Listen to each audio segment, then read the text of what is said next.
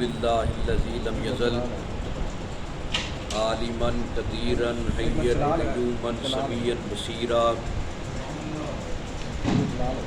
والصلاة والسلام على رسوله أرسله إلى الناس كافة بشيرا ونذيرا وعلى آله وصحابه كثيرا كثيرا أما بعد فأعوذ بالله من الشيطان الرجيم بسم الله الرحمن الرحيم فاسألوا أهل الذكر إن كنتم لا تعلمون صدق الله العظيم وعليه صلى وسلم دائما أبدا على حبيبك خير الخلق كلهم محمد سيد الكونين والثقلين والفريقين والروح الأمين إن الله وملائكته يصلون على النبي يا أيها الذين آمنوا صلوا عليه وسلموا تسليما صلاة والسلام يا سيدي يا رسول الله وعلى آلك وصحابك يا خاتم النبيين. حاضرین معظم، اللہ رب العزت کی پاک بارگاہ میں التجا ہے خالق کریم جمعہ المبارک کی ہم سب کی حاضری اپنی پاک بارگاہ میں قبول فرمائے. سامعین محترم، اللہ رب العزت نے ہم گناہ گاروں پر کرم فرمایا کہ رمضان المبارک کا ایک اور روزہ جو ہے وہ جمعہ المبارک کی نعمت کی صورت میں عطا فرمایا. یہ خالق کریم کی خاص کرم نوازی ہے اور اپنے گناہ گار بندوں کے ساتھ محبت کی انتہا ہے کہ روزہ بھی ایک عطا فرمایا تو جمعہ المبارک کی صورت میں. ہم جتنا بھی اللہ رب العزت کی نعمتوں کا، رحمتوں کا، برکتوں کا شکر ادا کریں وہ کم ہے.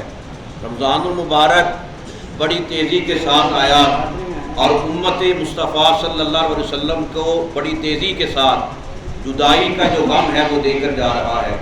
سرکار مدینہ صلی اللہ علیہ وسلم نے یہ فرمایا کہ جو بندہ رمضان المبارک کے آنے کی خوشی کرتا ہے، خوشی مناتا ہے، ادھر رمضان کا چاند آسمان دنیا پر جلوہ گر ہوا، ادھر اس کے دل میں خوشی کا نور منور ہو گیا. اور جو جانے کا غم کرے، پریشان ہو، افسردہ ہو، اللہ رب العزت پر یہ واجب ہے کہ اسے جنت میں اعلیٰ مقام عطا فرمائے. اور پھر آپ نے یہ فرمایا کہ میری امت غافل ہے، غفلت میں پڑی ہوئی ہے. اگر میرے کسی بھی امتی کو، پوری امت کو رمضان المبارک کی ایک ایک گھڑی کی قدر کا پتہ چل جائے، وہ اللہ کی بارگاہ میں یہ التجا کریں میرے مولا پورا سال ہمیں رمضان المبارک کے روزے ملتے جائیں، رمضان کی نعمت ملتی رہے، ہم رمضان المبارک کے ایک لمحے سے بھی غافل نہ ہو. صرف فرق یہ ہے کہ میرے آقا نے یہ فرمایا کہ کسی کو نہ رمضان کی قدر کا پتہ ہے، نہ رمضان کے دن اور رات کی ساعت کا پتہ ہے، نہ رمضان کی قدر و منزلت کا پتہ ہے. جو بندہ اس کی عزت و عظمت کا سراغ پا گیا وہی کامیاب ہو گیا. اور ایسا کامیاب ہوا تو اس نے رمضان المبارک کے نور سے اپنے رب کے ڈر کو اپنے دل میں یوں جاگزی کیا کہ اس کی آنکھوں میں بھی خدا کی محبت، اس کے دل میں بھی خدا کی معرفت، اس کی روح میں بھی، دل کے ہر ہر کونے میں بھی محمد عربی کی سیرت کا نور، آپ کے کردار کا نور، آپ کی گفتار کا نور. اور پھر میرے آقا کریم نے یہ فرمایا کہ حضرت ابو ہریرہ رضی اللہ تعالیٰ عنہ آپ راوی ہیں، نبی کریم صلی اللہ علیہ وسلم نے یہ فرمایا کہ میری امت کو اللہ رب العزت نے وہ 5 چیزیں دی ہیں جو اللہ رب العزت نے پہلے نبیوں کی امتوں کو عطا نہیں فرمائی. صحابہ نے عرض کیا آقا وہ 5 چیزیں کون سی ہیں؟ میرے نبی نے یہ فرمایا سب سے پہلی نعمت میرے امتی کے لیے یہ ہے جب بھی وہ رمضان کا روزہ رکھتا ہے اس کے منہ سے جو بدبو آتی ہے وہ اللہ کے نزدیک مشک و عنبر سے بھی زیادہ خوشبو والی ہے. ایسی عظمت اللہ نے کسی اور امت کو عطا نہیں فرمائی. پھر دوسری عظمت یہ روزہ دار کے لیے روزانہ دن اور رات کو جنت کو سجایا جاتا ہے، جنت کو آراستہ کیا جاتا ہے. تیسری فضیلت اور عظمت یہ، تیسرا شرف یہ کہ رمضان المبارک میں شیاطین سرکش جتنے بھی ہیں ان کو قید میں ڈال دیا جاتا ہے. چوتھی فضیلت یہ کہ رمضان المبارک میں بندہ جو بھی دعا کرے وہ اللہ قبول فرماتا ہے. پانچویں فضیلت یہ اللہ رب العزت نے شب مغفرت عطا فرمائی ہے. جو بندہ شب مغفرت کو پالے اللہ اس کے اگلے پچھلے سارے گناہ معاف فرماتا ہے۔ صحابہ کھڑے ہوئے عرض کرنے لگے آقا کیا شب مغفرت شب قدر ہے؟ آپ نے فرمایا نہیں، شب مغفرت وہ رات ہے جو رمضان کی آخری رات ہوتی ہے۔ اس میں اللہ فرشتوں کو یہ فرماتا ہے اے فرشتوں، جس مزدور نے اپنا کام پورا کر لیا ہو اس کے ساتھ کیا سلوک کیا جائے؟ فرشتے عرض کرتے ہیں رب العالمین تو شہنشاہوں کا شہنشاہ ہے، تیری شان بے نیازی پر قربان جائیں، چاہیے تو یہ جس مزدور نے کام پورا کر لیا اس کو پوری اجرت دی جائے، پوری مزدوری دی جائے، معاوضہ دیا جائے۔ اللہ رب العزت عرش معلیٰ پر اپنی رحمت کا ٹھاٹھے مارتا ہوا سمندر اپنی مخلوق پر واہ کرتا ہے، یہ اعلان کرتا ہے اے فرشتوں گواہ ہو جاؤ، جنہوں نے رمضان المبارک کا ادب کیا ہے، عزت کی ہے، میں نے سب کو معاف کر دیا ہے، سب کے درجے بلند کر دیے ہیں، سب پر اپنی مغفرت اور کرم کے دروازے کھول دیے ہیں۔ یہ جو آج کی رات ہے شب عید الفطر، رمضان المبارک جب ختم ہوتا ہے اس رات کو ہم تو چاند رات کہتے ہیں اپنی عام زبان میں، عام لغت میں، اللہ رب العزت نے اس رات کو آسمانوں پر لیلۃ الجائزہ کے نام کے ساتھ تعبیر فرمایا ہے۔ یہ رات بڑی عزت و عظمت والی ہے، اسی رات کو ہم غفلت میں گزار دیتے ہیں، ادھر جیسے ہی شیطان آزاد ہوا ادھر ہم بھی گناہوں میں مصروف ہو جاتے ہیں، ہم بھی ایسا مصروف ہوتے ہیں، ایسا آزاد ہوتے ہیں، خدا کی نافرمانیوں میں پھر مصروف عمل ہو جاتے ہیں۔ نبی کریم صلی اللہ علیہ وسلم نے یہ فرمایا جب عید الفطر کی رات آتی ہے اس کا نام لیلۃ الجائزہ ہے۔ اللہ فرشتوں کی بھری محفل میں یہ ذکر کرتا ہے میرا فلاں بندہ کتنا مقدر والا ہے، اس نے رمضان میں مجھ کو راضی کر لیا، اب رمضان گزر رہا ہے یہ پھر بھی میری بارگاہ میں سجدہ کر رہا ہے، میری بارگاہ میں رکوع کر رہا ہے، میری بارگاہ میں جھولی پھیلا کر بیٹھا ہے، میری بارگاہ میں دعا مانگ رہا ہے۔ اے فرشتوں گواہ ہو جاؤ، مجھے اپنی عزت اور جلال کی قسم ہے جیسے جیسے یہ بندہ مجھ سے سوال کرتا جائے گا میں عطا کرتا جاؤں گا۔ نعرہ تکبیر، نعرہ رسالت، نعرہ رسالت، نعرہ حیدری، نعرہ غوثیہ، آستانہ عالیہ غوثیہ قادریہ مصطفیہ۔ اور یہی لیلۃ الجائزہ جس میں انعام و اکرام ہمیں ملنا ہوتا ہے، پوری رمضان کی عبادت و اطاعت کا، تلاوت کا نچوڑ اور خلاصہ ملنا ہوتا ہے، وہی لیلۃ الجائزہ چاند رات شب عید الفطر ہم غفلت میں گزار دیتے ہیں، پھر نہ نماز کے قریب گئے، نہ سجدے کے قریب گئے، نہ قرآن کی تلاوت کے قریب گئے۔ اور بعض بزرگان دین نے جن میں امام غزالی رحمۃ اللہ علیہ آپ بھی شامل ہیں، آپ یہ فرماتے ہیں جو لیلۃ الجائزہ کو بلا بیٹھا اسے فراموش کر گیا اسے رمضان المبارک کی برکتیں نصیب نہیں ہوں گی، رمضان کی برکتیں اسے ملیں گی۔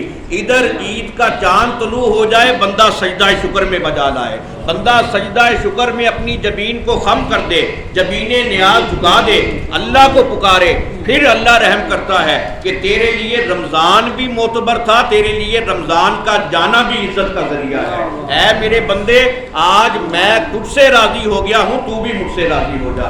اس لیے آج کی رات بڑی قدر و منزلت والی رات ہے، یہ غفلت میں نہ گزاریں، یہ نہ ہو کہ ادھر شیطان آزاد ہو ہم بھی اللہ کی نافرمانی میں مصروف ہو جائیں۔ اور میرے آقا نے یہ فرمایا جس نے شب عید الفطر یا شب عید الاضحیٰ ان راتوں میں اللہ کی رضا کے لیے قیام کیا، قیامت والے دن ہر کسی کے دل مردہ ہو جائیں گے، ان کا دل پھر بھی زندہ رہے گا۔ یعنی یہ اللہ کی رحمت ہے، اللہ کا کرم ہے، اللہ کی مغفرت کی نوید ہے جو اپنے خاص بندوں کے لیے ہے۔ حضرت سیدنا عمر بن عبدالعزیز رضی اللہ عنہ آپ جب رمضان المبارک کا مہینہ اختتام پذیر دیکھتے، آپ لوگوں کو خط کی صورت میں اطلاع دیتے، رعایا کو یہ حکم دیتے اب استغفار کی کثرت زیادہ بڑھا دو، اب توبہ کے دروازے پر زیادہ دستک دو، اب اشکہائے ندامت اپنی آنکھوں سے زیادہ گراؤ، اس لیے کہ اب یہ زیادہ موقع ہے اللہ کو منانے کا، اللہ کی رحمت پانے کا، اللہ کو راضی کرنے کا۔ ہم یہ سمجھ لیتے ہیں، اور یہ ہمارا مسلمانوں کا کتنا بڑا المیہ ہے۔ رمضان المبارک میں دیکھتے ہیں مسجدیں آباد ہوتی ہیں، کس طرح رونقیں ہوتی ہیں، قرآن کی تلاوت کی بہاریں نظر آتی ہیں، محبت کا اظہار نظر آتا ہے۔ جیسے ہی رمضان المبارک ختم ہوا، رمضان المبارک گیا، ہم پھر اللہ کی رحمت سے منہ پھیر لیتے ہیں۔ یاد رکھ لیجئے، یہ ہماری ایک بربادی کا ذریعہ ہے۔ ادھر ہم اللہ کی بارگاہ سے دور ہوتے ہیں، اللہ بھی ہم سے دور ہو جاتا ہے۔ ہم اللہ کے جتنا قریب ہوں گے، جتنا متوجہ ہوں گے، جتنا اللہ کو پکاریں گے، اللہ اتنا ہی رحمتوں کا نزول فرمائے گا۔ اور مولانا روم نے یہ فرمایا کہ رمضان ہو یا غیر رمضان، مومن مسلمان شرط یہ ہے وہ ہو مسلمان، اس کے دل میں ایمان کا نور موجود ہو، اس پر کوئی اثر نہیں ہوتا، چاہے رمضان ہو یا رمضان کے علاوہ غیر رمضان ہو، اس کی خلوت بھی خدا کی یاد سے مزین، اس کی جلوت بھی خدا کی محبت سے آراستہ، ورنہ چند دنوں کے لیے شریف بننا، نیک بننا، یہ کوئی نیکی نہیں۔ کل قیامت والے دن ہماری ہر نیکی کا پول کھل جائے گا، ہماری ہر ریاکاری کا جذبہ ہمارے بولنے سے پہلے ہی ہمارے نامہ اعمال کی صورت میں سامنے آ جائے گا۔ اس وقت ہمیں پتہ چلے گا کہ ہم دنیا والوں کو تو بے وقوف بنا سکتے ہیں، اللہ علام الغیوب ہے، جو ہمارے سانس آنے سے پہلے ہی اس کی حرکت کے بارے میں جانتا ہے، ہم اسے کیسے فراموش کر سکتے ہیں؟ چند دنوں کے لیے شریف بننا یہ کوئی نیکی نہیں، یہ کوئی حکمت نہیں۔ چند دنوں کے لیے تو بھیڑیا جو ہے وہ بھی کسی جانور کو اپنے دام میں پھنسانے کے لیے وہ بھی نیک بن جاتا ہے، شریف بن جاتا ہے۔ مولانا روم نے یہ فرمایا تو کیا اس بھیڑیے سے بھی بدتر ہے، چند دنوں کے لیے نیک بن گیا، ادھر رمضان ختم ہوا تو پھر سرکشی میں مصروف ہو گیا، پھر اللہ کی نافرمانی میں مصروف ہو گیا۔ حضور غوث اعظم آپ یہ فرمایا کرتے تھے، رمضان ہو یا غیر رمضان، میرے لیے ہر دن اللہ کا بنایا ہوا ہے، جب کوئی دن میں نے اللہ کی نافرمانی نہیں کرنی، میرے لیے تو ہر دن ہی خوشی کا دن ہے۔ نعرہ تکبیر، نعرہ رسالت، نعرہ رسالت، نعرہ حیدری، نعرہ غوثیہ، آستانہ عالیہ غوثیہ قادریہ مصطفیہ۔ حضرت محمد بن اسماعیل جنہیں ابو الحسن کے نام کے ساتھ مشہور کی کے طور پر دنیا والے جانتے ہیں، کشف المعشوق میں اس روایت کو حضرت داتا گنج بخش رحمۃ اللہ علیہ آپ نے نقل فرمایا ہے کہ آپ حضرت جنید بغدادی کے ہم زمانہ تھے۔ حضرت ابو الحسن محمد بن اسماعیل رحمۃ اللہ علیہ، آپ کا آخری وقت آیا جب موت کا پروانہ پہنچا، اس وقت نماز مغرب کا وقت ہو چکا تھا۔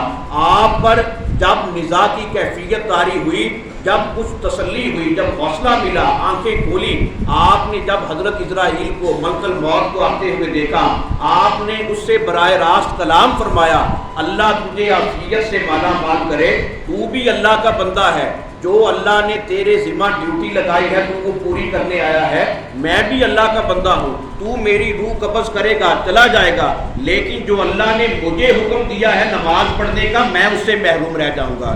اب میں اتنی التجا کرتا ہوں، میری روح ضرور قبض کرنا، لیکن مجھے نماز مغرب پڑھنے دو، اس کی اذان آ رہی ہے۔ حضرت اسرائیل نے آپ نے یہ فرمایا، تو کتنا استقامت والا مسلمان ہے، تو کتنا محبت والا ہے۔ حضرت داتا گنج بخش نے اس روایت کو لکھا کہ تو کتنا مقدر والا ہے، ادھر تیرے بدن سے جان نکل رہی ہے، روح نکل رہی ہے، تجھے پھر بھی نماز کا خیال ہے۔